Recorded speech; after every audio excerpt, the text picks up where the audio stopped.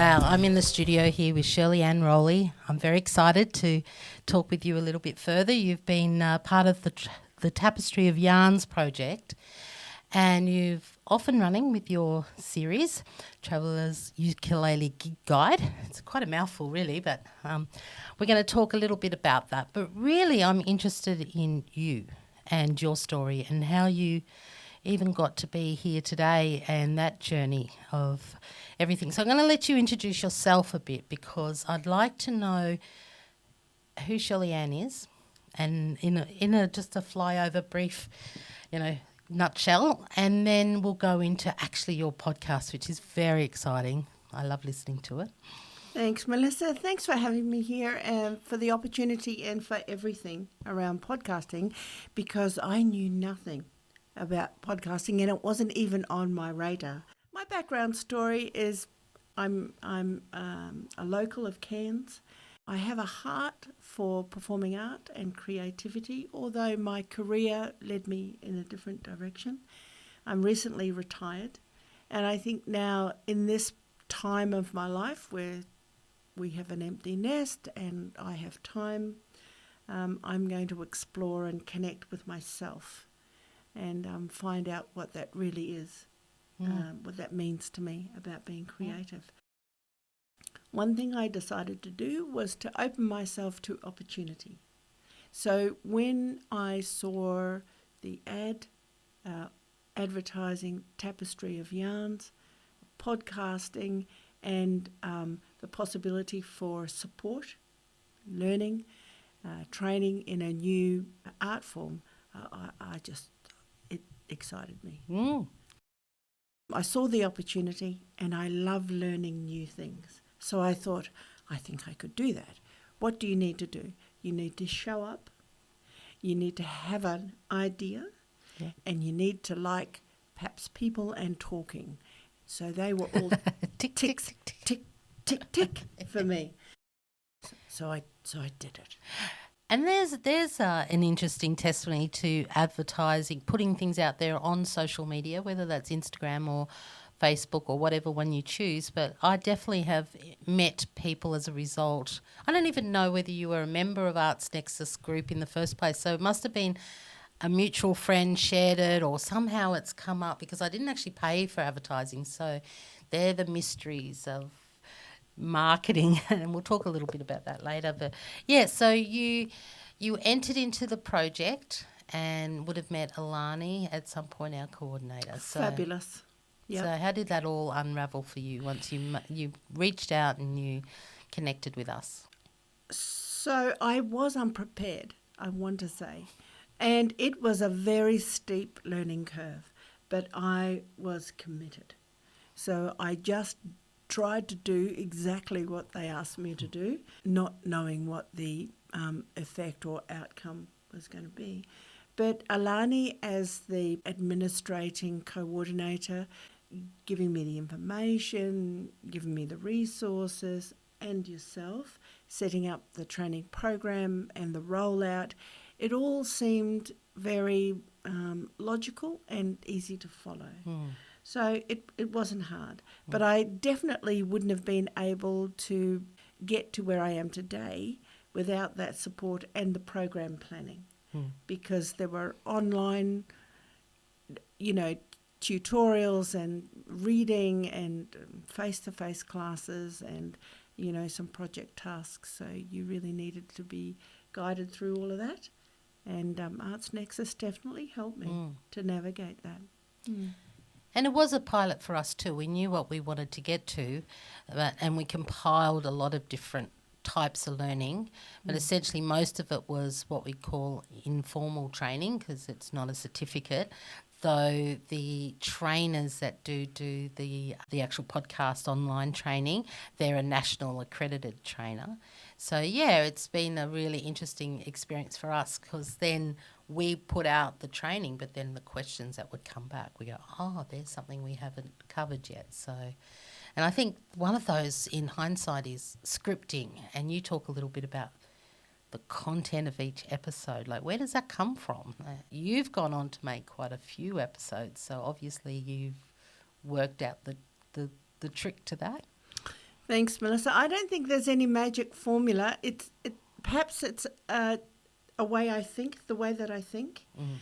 My concept is to connect with people, and my key is to focus on them. So I don't really talk about myself, or I don't really comment on something that they might comment on.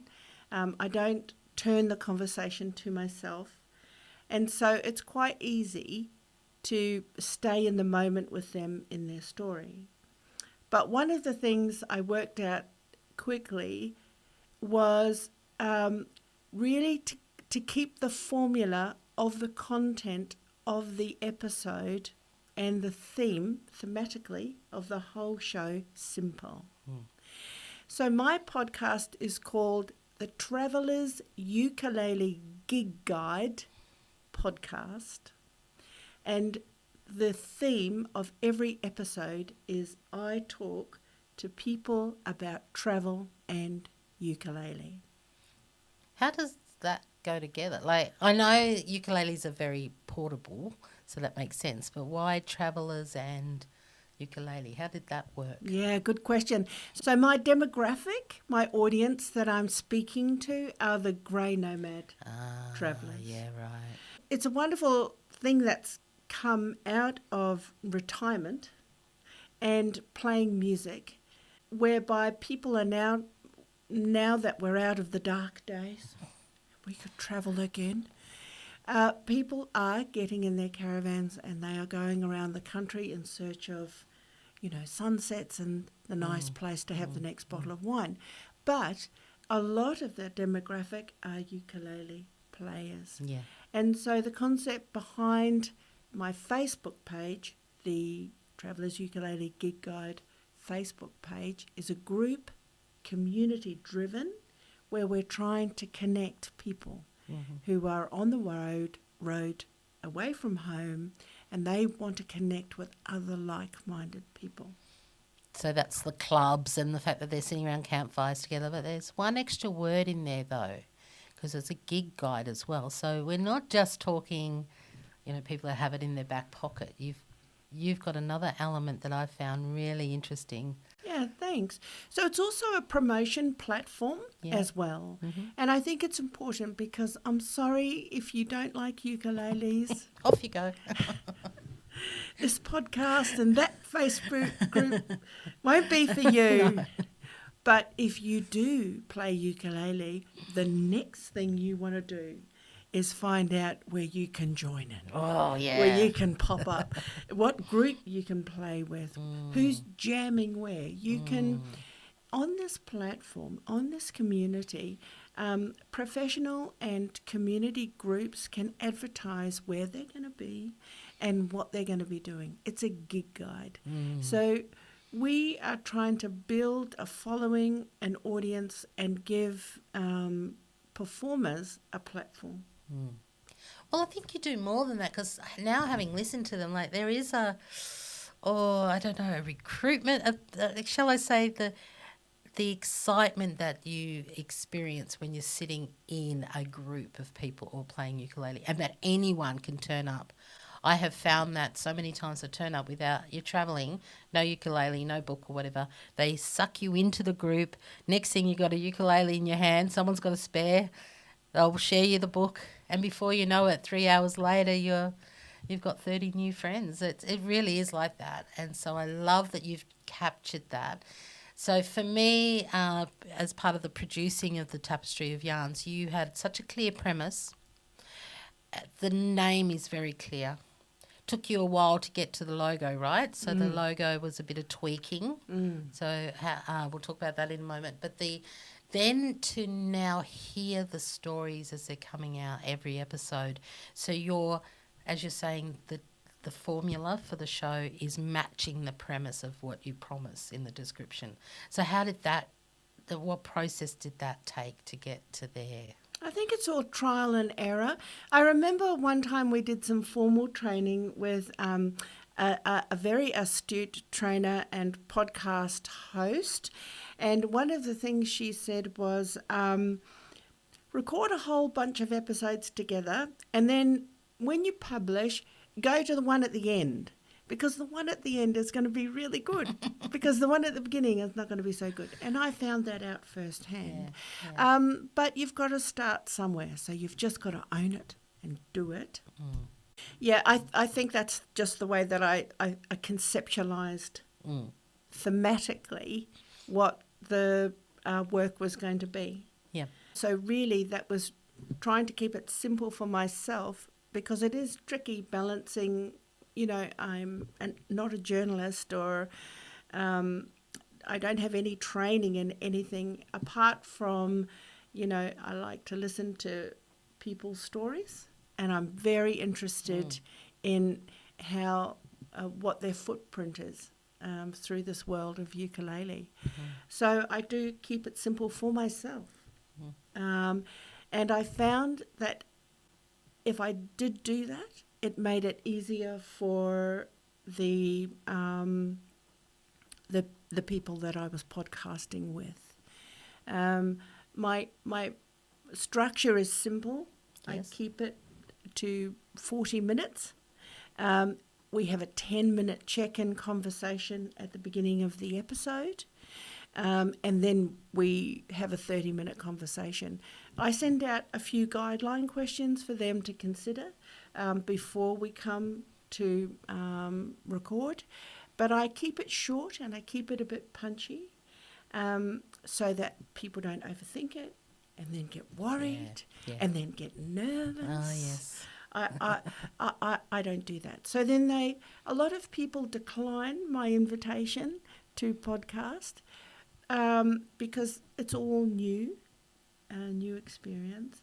But again, when you say how do you match the description with the overall, piece of work, I think one of the other things that I do is the written description. I take it out of the interview after I've done it. Yeah. Because you don't know the bit of gold that they're going to give you. That's it. So I try not to package it. It's sort of like writing a paper or something. The summary is the last thing you do, or the synopsis of the whole work is the last thing you do once you've gone through all the content, so that you know what you're talking with. Well, I think you brought up a really lovely point, though, that the key point with podcasting is it is a conversation. So you are exploring topics with each other in a way that when you're interviewing or, journalists or even community journalists, they've got usually a very clear line they're getting to. We can just kind of go anywhere we want with podcasting. So being in the allowance of giving space to your guests, I think is a really lovely... You can hear it in the podcast when there's space. Yes, for that. And that's a lovely turn of phrase, allowing space. And I think that is something that I intuitively know, perhaps, because I see my role as the host. The person has the stories. My role, I feel, is to put the pieces together. So I walk in and around and in and around and in and around and weave those pieces together in the puzzle to produce that whole finished piece. Yep. And that's my job. So I let people go wherever they want to go and talk about anything they want to talk about, as long as it's PG. And really? That's a bit PG. I know. Well, we're ukulele players, and we take our grandkids, so we're always tidy. Very tidy. Up here. So you are actually a ukulele player. Let's get that straight up. When did you come into the ukulele kingdom as such? Yeah, it's a funny story. So I had resistance to it. My parents were singers and performers, but they used to have a lot of parties, and when I was a little child, they'd be all banging away on their guitars and ukuleles and pulling me out of bed at 3 o'clock in the morning and popping me on the table and making me do the hula. So I have terrible memories about the ukulele. Anyway, that was 60 years ago. But a friend of mine, about 15 years ago, she was struggling a little bit. and she received some counselling, and they advised her to take up a hobby. So she asked me to teach her how to play guitar, and I said, no, too difficult, too hard, too much work. I said, why don't you just get one of those ukuleles that's just up, down, up, down, up, down, and have some fun. She said, great, you teach me how to play ukulele. So you still got roped in. So only for her, because I really had lots of respect for her. Yeah, right. And I could see it was important. And she asked me. So I thought, yes, I'm going to do it. So I went home. I had a look at YouTube. I looked at a few YouTubes. I worked out the charts. I wrote up some songs. I went back the next week, and I taught her ukulele. She did about 4 lessons, and then together, and she said, oh, this is just for the birds. And so she stopped playing, and I kept going. Ah. I went into that deep, dark well of ukulele. I found Pineapple Pete. Pineapple Pete. Oh, he was so good. He got me going. Yeah, great. Yeah. So you actually do have a musical background, having been immersed in it as a young child. Obviously, that's probably been throughout your life. You've experienced ukulele as an older person, so hence your demographic and all of that. So I suppose I'm talking now about the credibility you've got of running this podcast series. So when people are talking to you, they're going to feel that affirmation around you're a colleague, you're someone who gets it. Sure. I think people can see me as a mirror, not a shining light, but I do have a profile in ukulele music. I have a professional ukulele duo called the Jazz Ukuleles, my friend Alison and I, 2 local Cairns women. We play tropical swing on ukulele, a mixture of original music that we write and also covers. We perform regularly in and around Cairns, also for council, local venues. We play at festivals, nationally and internationally. But we don't get too strung out about it. We have fun. Yeah. So for us and that side of it, it is our personal fun time to create music, make music. This side of the ukulele world, which is connecting people and creating bridges and opening doors for connection, is my fun side. Yeah. So I want to ask you a little bit about that, because you came with the premise and you had a list of already targeted guests to invite.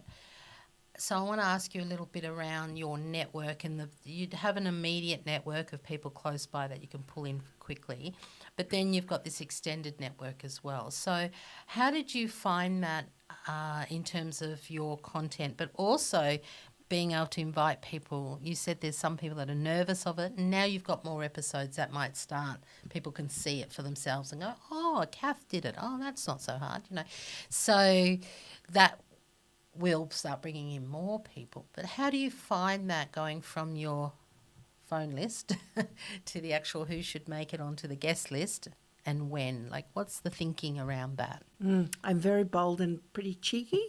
So if I like the look of something, I just go and ask for it. Yeah. That really is about is I do follow the ukulele community, which is extensive, interstate and across the country, and overseas as well. And I participate where I can. Yeah. So I've been playing ukulele for 15 years, and so I've had a lot of opportunity to connect with people. And wonderfully, we used to have a ukulele festival in Cairns, and I made a lot of my connections through the 4 or 5 very fabulous ukulele festivals that we had during that time. Was that all? I felt like it was... forever. Well, they were every other year. They weren't sequentially. Some of them yeah. started, there was consecutive, and then there was a break, and then there was... It felt like it was always in my life. That's all. The one thing about that festival is that I would still say it is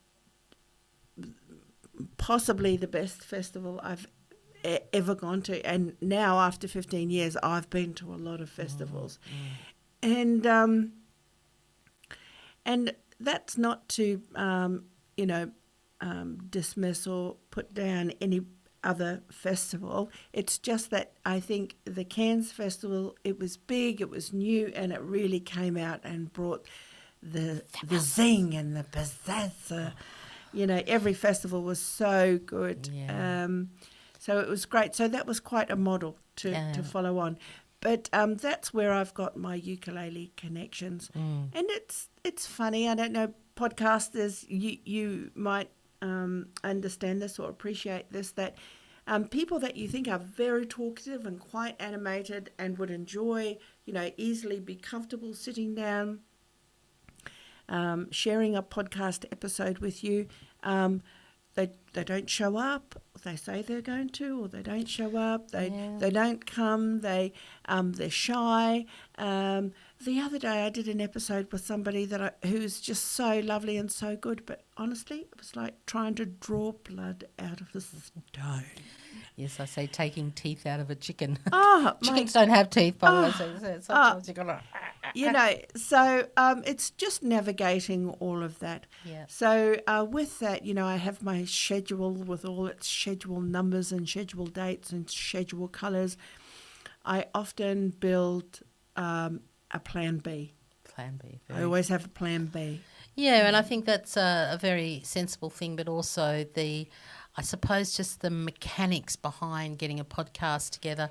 You think it's just this front end, the conversation, but the planning, the lining people up, the getting the dates, and then in our case in the studio where people might do multiple episodes in one day, so they've got to line up quite a lot of guests. Some will be on Zoom, some will be in person.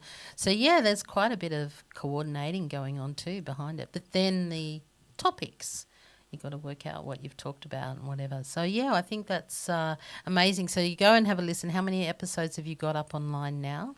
18. Here, whoo, and claps and applause. We might insert those. So 18, that's just this year. Oh, yes. So we did the training. When did we finish the training? Oh, it's been dragging on a little bit, but November. It was July, August. Oh, July, yes. Yeah, we finished the training July and August. Sorry, I went into recordings after that, and right through to this day we're still post-producing. Yes. So what happened for me was I finished the training, and then immediately after I went to a major arts conference for Australia in Canberra, and then went straight to a big festival where there were a lot of people, a ukulele festival where there were a lot of people there. And while I was there, I used my iPhone and recorded a half dozen episodes. And then I brought those home, and then I started editing from there. So I worked out that wherever I'm going to be, or I schedule myself to go to a big event and I capture a lot of people. So then what about storage of all these? You must have a system to store all these so you can find them again. Like, that's quite a lot of content you're now amassing. I think they're still on my phone. Back up, to say, just quietly. It's all backed up. And not only that, they're uploaded, so now they're all finished. So I capture the work, finish the work, upload the work. So I think when I went to I decided that I would podcast, because my podcast is a very happy sort of hump day story type of a podcast. I release my podcast at 7:00 in the morning on Wednesday. On hump day. So what was your thinking behind the platform that you decided to release them out on? Like, there must have been a bit of research around how you're going to do that and where it was going to go to. I'm not sure. I think a couple of my friends and a couple of people I spoke to, and a little bit of light reading. I didn't really go into it too much. I was looking for something that was easy, accessible, and that I could manage on my phone. Yes. So I finished on Anchor, which is Spotify for podcasters. And so then that automatically goes into Spotify. And the interesting thing that I found with that is I load up my audio but to podcasting platform, to Anchor. But when it goes to Spotify, it comes out as a video. Yeah, I know. I noticed the video come up. So Yeah. because I record a lot of my work on Zoom. And I find that is a good platform for me. I don't know if that's going to work for lots of other people, but I find that platform is good because I can see people, and then they can see me, and we can have our conversation with some body language. You know, they can read some cues. They can feel a little bit better. You know, they're saying a little something, and I can smile, and that makes them feel good, so they can keep on talking. Yeah.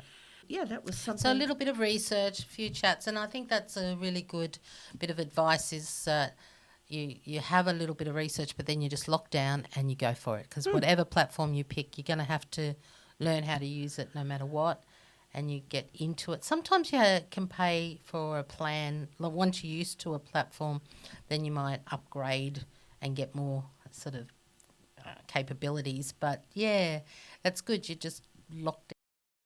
That was a really good thing. The key for me is to make everything simple. I just make everything simple for myself. I don't want to be complicated. I'm not going to pay for anything either at this stage because I'm such a novice.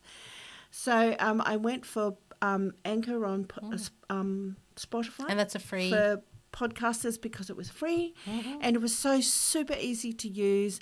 And so by the time... so I think the time frame was end of July, August, September, October, November.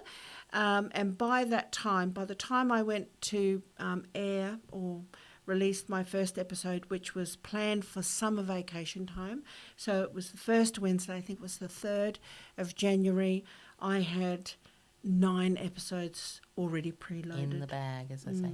So then the question is around analytics.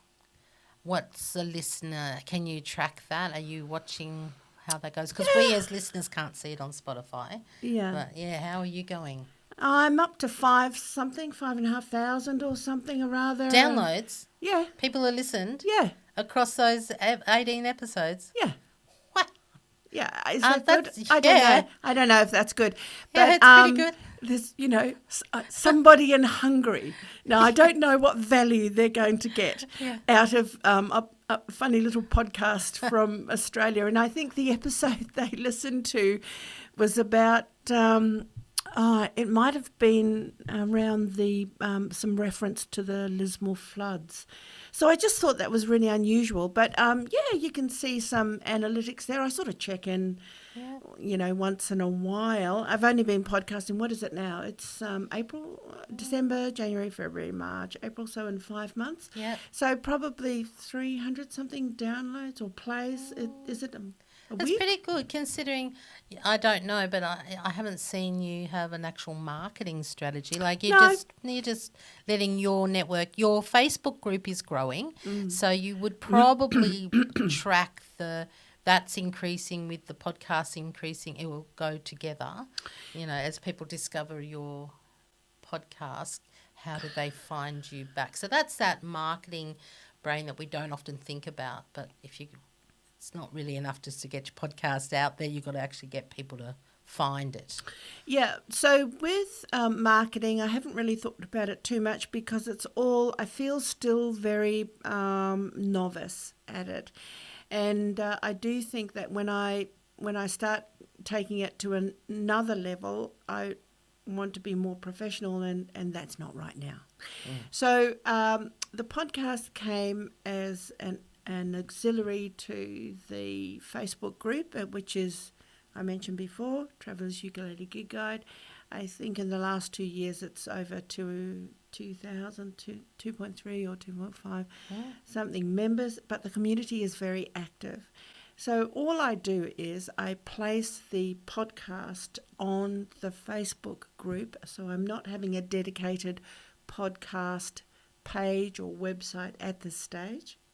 And the community is checking in. So what I'm trying to do with my scheduling of the episodes is I'm highlighting or showcasing or pulling out stories from people who are currently, are interesting, to people in that community. So one of the ways I've done that is I've got a series on directors of ukulele festivals. Oh, yes. Okay. Yeah. So, and it's a promotional activity for them as well. So the Melbourne Ukulele Festival was on, so I spoke to their director. Hills Ukulele Festival is coming up. I spoke to their director. The president of the Australian Ukulele Teachers and Leaders Association, I spoke to him as well. Tasmanian Ukulele Festival was on in March, so I spoke to that director, and I placed that episode the week before the festival starts. So that generates some interest. I think that's one of the things I picked up from the listening to the episodes. It's quite contagious, the joy for ukulele. It's addictive for those that get into it. Those that don't, they just go. We don't care.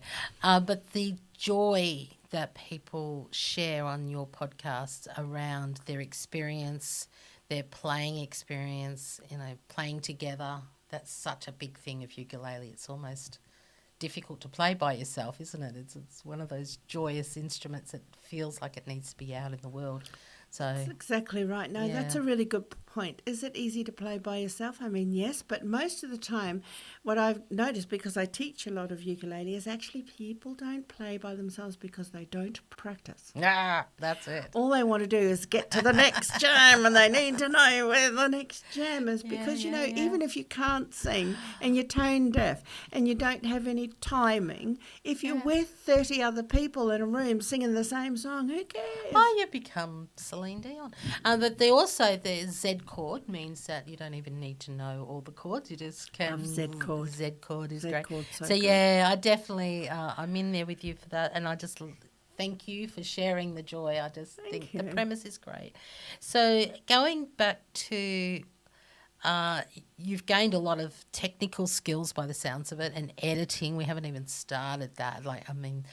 Often people have no concept of the actual technicalities around getting the audio right, as clean as possible, lower expectations with podcasting. But for you, what's your aspiration for the podcast now? You've done 18 episodes, you've got a big long list to go. Where are you heading with your podcast? I think there's only up and out.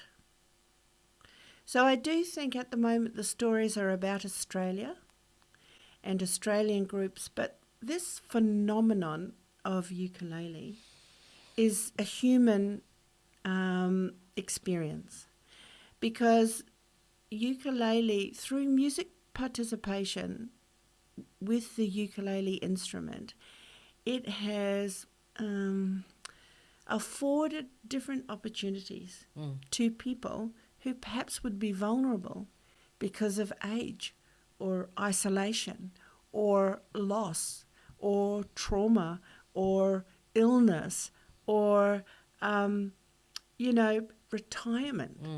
It's a funny place to find identity. Yeah.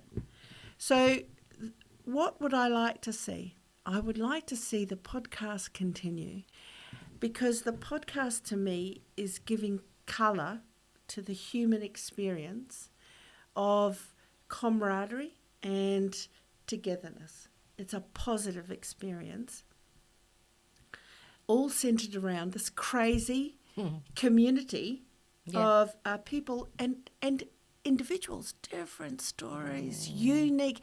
So, it raises questions in my mind. What's the biggest ukulele group in the world? What's the oldest? Where's the smallest? Who's got the most unique ukulele clubhouse in the world? Do you know what I mean? Oh, yeah, so much to discover. Well, I think that's fantastic. My hope for you is that definitely I think there's sponsors out there that will love to support your vision.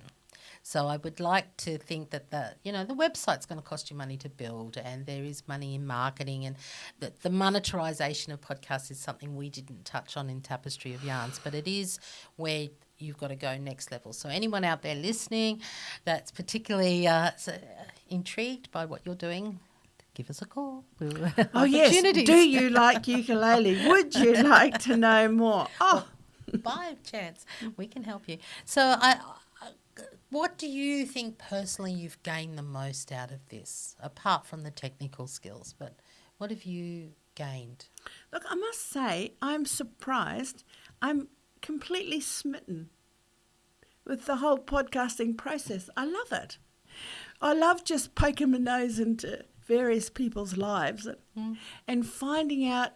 I love finding out about the people. So the premise of the show is talk to people about travel and ukulele. The audience is the travelling grey nomad across Australia or around the world. But I say to them, "Hi Melissa, how are you? Where do you come from?" Blah, blah, blah, blah. And I say, "What's the best thing about blah, blah, blah, blah?" Because we're the Travellers Ukulele Gig Guide podcast. Can you get good Chinese food there? That's it. And then I do my bit. And that back and forth conversation, I think you've captured beautifully. And I listen to a lot of podcasts. I don't know if you've explored further now, because that's a great place to learn, is how other people do. It's really, I think you do have to do that. I think you do have to give time to do that. So I've got myself some headphones and I wander around with my phone now, which I never used to do, and I listen to different podcasts. I must admit they're all about creative stuff or music or songwriting. Yeah. Nothing too heavy. It's all about creative art. Yeah, well, the us diehards, sometimes you just go to the top one of the week and just explore something that you wouldn't normally do. But and my life changed with Bluetooth headphones. Oh, yeah. Because I could leave my phone over there. But that's another little hint that no one ever told me. And I was like, what are these young people doing? And I went, smarty pants.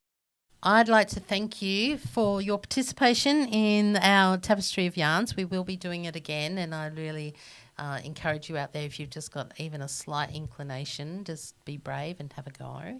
I really thank you for not just doing it, but you took it to the next level, got your episodes done and stayed committed to your own vision. And I think that's fantastic. So that's an amazing outcome I didn't even expect. I'm excited about seeing you grow as well as a podcaster and where that leads to. It's pretty addictive. So expect a few years of exploring people's conversations, I'm going to imagine.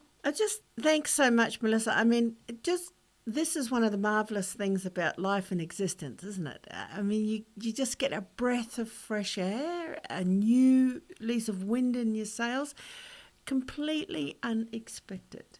And it was, all I did was say yes to an opportunity to try it. And I had no idea, because I had no background, that it absolutely suited me to the core. I'm surprised that you hadn't been... No. Yeah, even no TV idea. or radio or none of that. No, but when I was... finishing school, I wanted to be a journalist and I wanted to be on television. Okay. So I wanted to look for story, but my father made me go on to another career. So I think it's a bit of that. I think it was right. It's been inside all the time. And look out, ukulele world, it's coming out in podcasting. Absolutely. Well, thank you for sharing with us actually your personal journey, because, I realise this is a lot of behind the scenes, and this is very much a case study about how to go from a yes, not even an idea. Let me be honest about that. You had no idea. No clue. You just said yes. So I feel bad about it, but I just didn't have any idea. But I was saying yes to my own self. And thank you for saying that I stayed true to my vision. The vision was that I would give myself the opportunity to explore creative art and to find myself and to connect in with that for myself. And I have. And here you are. Thank you. Thanks, Melissa. Thanks so much. Sitting here beside the sea, sun is shining down on me. Seagull flies upon the gentle breeze. Mango picnic with my friend. Fisherman he cast again. Children dancing in the lapping waves. This is my tropical sea. This is